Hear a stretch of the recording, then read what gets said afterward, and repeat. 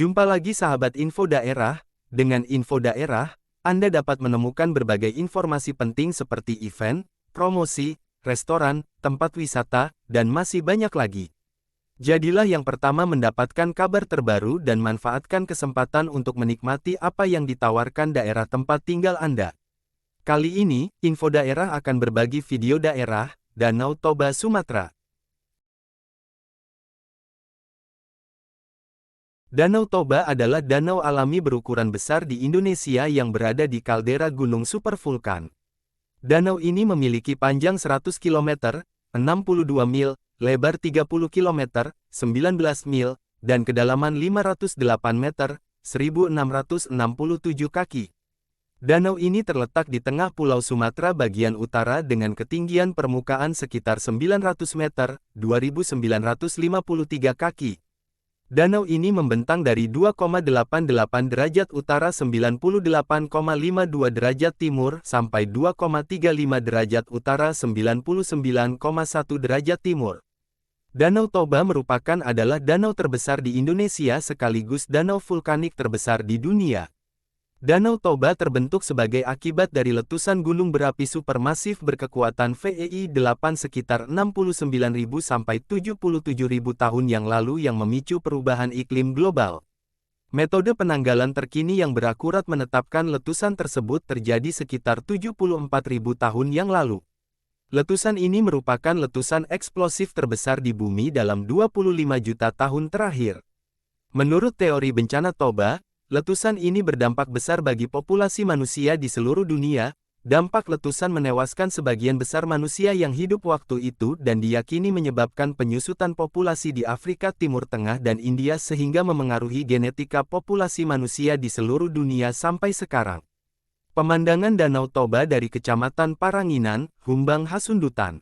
Para ilmuwan sepakat bahwa letusan Toba memicu musim dingin vulkanik yang menyebabkan jatuhnya suhu dunia antara 3 hingga 5 derajat Celcius, 5,4 hingga 9,0 derajat Fahrenheit, dan hingga 15 derajat Celcius, 27 derajat Fahrenheit, di daerah lintang atas.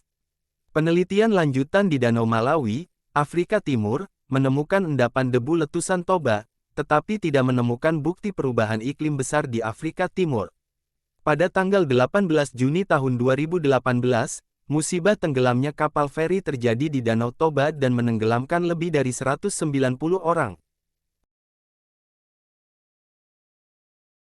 Kompleks kaldera Toba di Sumatera Utara merupakan bagian dari pegunungan Bukit Barisan.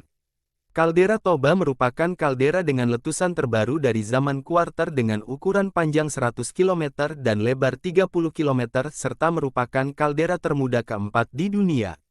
Diperkirakan terdapat 2.800 km kubik material Pyroclastic Dense Rock Equivalent, DRE, yang dikenal sebagai tuf Toba termuda, Younges Toba Tuff, YTT, dan dikeluarkan lewat sebuah letusan yang menjadi salah satu letusan gunung api terbesar dalam sejarah geologi bumi baru-baru ini.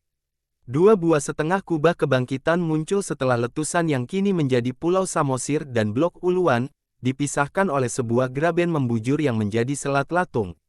Setidaknya terdapat 4 kerucut vulkanik, 4 gunung api strato, dan 3 kawah yang dapat diamati di dan di sekitar Danau Toba. Salah satu kerucut yaitu kerucut tanduk benua terletak di sisi barat laut kaldera dan hanya ditumbuhi oleh vegetasi berkepadatan rendah yang menunjukkan bahwa peristiwa pembentukannya relatif baru. Di sebelah barat danau, terdapat dolok Pusu Bukit masih aktif mengeluarkan solvatara.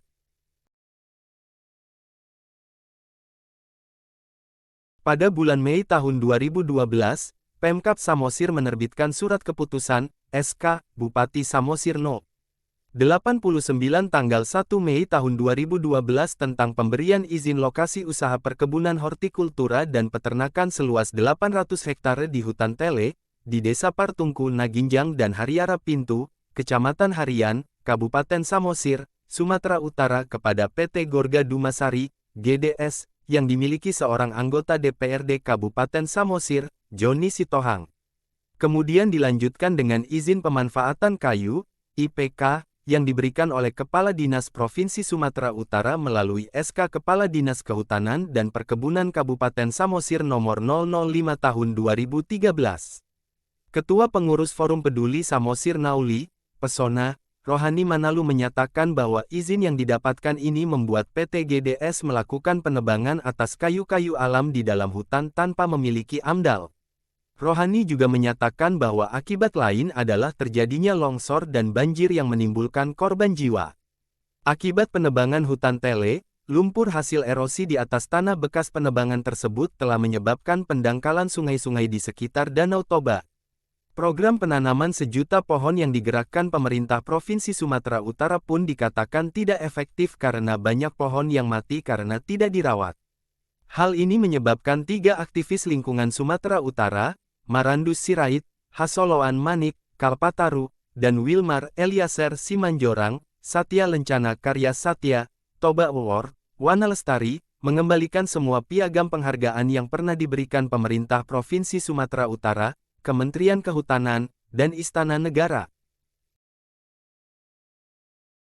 Menteri Lingkungan Hidup Baltasar Kambuaya telah melayangkan 2 surat rekomendasi agar Bupati Samosir Mangindar Simbolon sebagai pemberi izin usaha dan penanggung jawab agar memberikan sanksi administratif berupa penutupan aktivitas usaha. Setelah surat pertama tidak digubris, Bupati Samosir menjawab surat kedua dengan menyatakan bahwa perusahaan tidak melanggar sehingga tidak layak ditutup. Karena Bupati tidak melaksanakan rekomendasi, Kementerian Lingkungan Hidup pun memberlakukan pengambil alihan wewenang, second line enforcement, dan menutup sementara aktivitas PT GDS.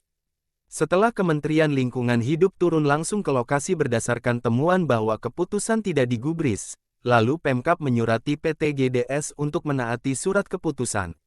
PT GDS pun menghentikan semua kegiatan operasional dan menarik alat-alat berat di kawasan tersebut berdasarkan pengakuan Direktur GDS Joni Sitohang.